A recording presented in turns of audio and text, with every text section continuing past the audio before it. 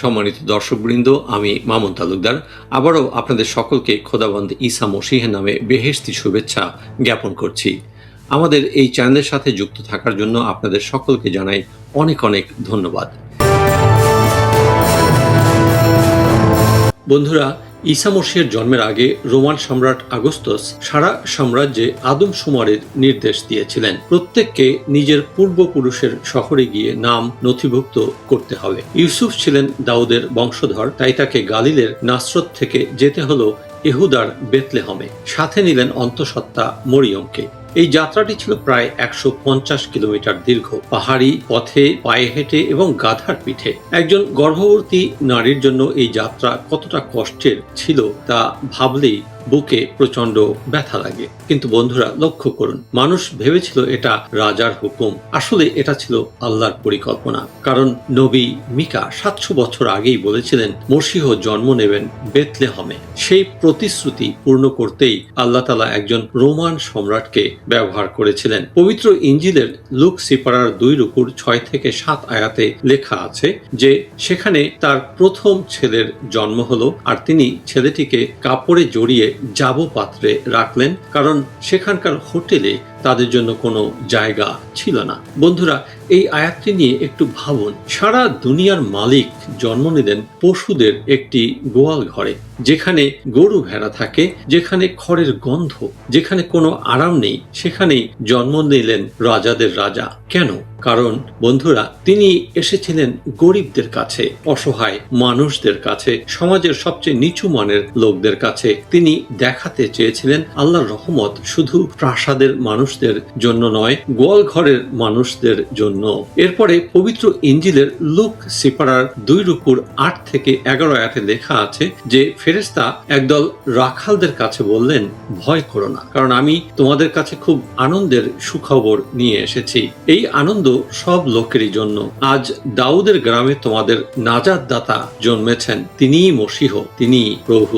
লক্ষ্য করুন বন্ধুরা, কাদের কাছে এই সুখবর দেওয়া হলো? রাজা বাদশাদের কাছে নয়, আলেম ওলামাদের কাছেও নয়, রাখালদের কাছে, সমাজের সবচেয়ে সাধারণ মানুষদের কাছে।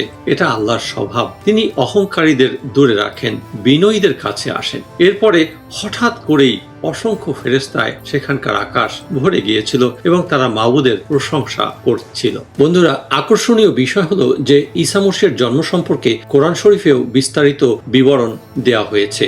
সূরা মরিয়মের 16 থেকে 21 আয়াতে লেখা আছে, আর স্মরণ করো এই কিতাবে মারিয়ামকে যখন সে তার পরিবারবর্গ থেকে পৃথক হয়ে পূর্ব দিকের কোনো এক স্থানে চলে গেল, আর সে তাদের নিকট থেকে নিজকে আড়াল করল। তখন আমি তার নিকট আমার রূহকে প্রেরণ করলাম।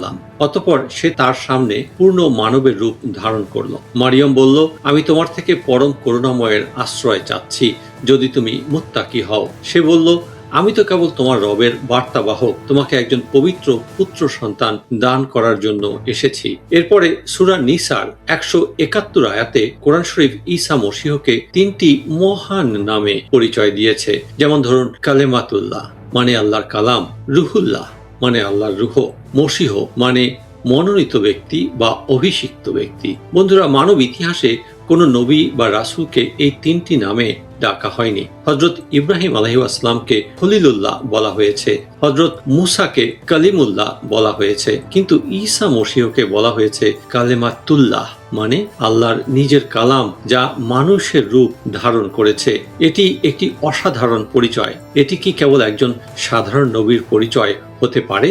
বন্ধুরা, আদম ও হাওয়ার সময় থেকে শুরু করে ঈশায়া, মিকা নবী সহ আরো অনেক নবী হাজার হাজার বছর ধরে একজন প্রতিশ্রুত মসীহের কথা বলেছিলেন। তারা বলেছিলেন কোথায় সেই মসীহ জন্ম নেবেন, কিভাবে জন্ম নেবেন, এবং প্রতিটি কথা হুবহু পূর্ণ হয়েছে, একটি কথাও বাদ যায়নি। এবার আপনার কাছে একটি প্রশ্ন রেখে যেতে চাই।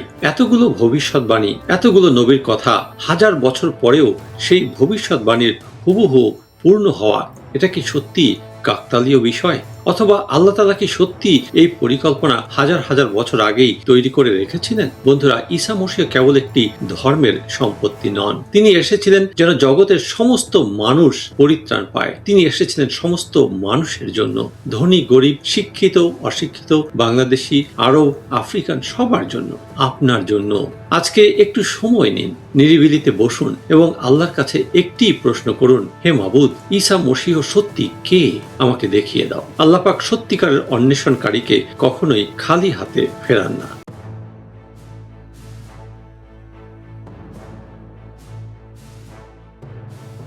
বন্ধুরা, আল্লাহর পাক কালামসমূহের সত্যকে আমরা মানুষের অন্তরে পৌঁছে দিতে চাই। আমাদের এই ক্ষুদ্র প্রচেষ্টায় আপনাদের সকলের সহযোগিতা আমরা কামনা করছি। আমাদের এই সম্প্রচারের পরবর্তী পর্বটি দেখার আমন্ত্রণ রইল।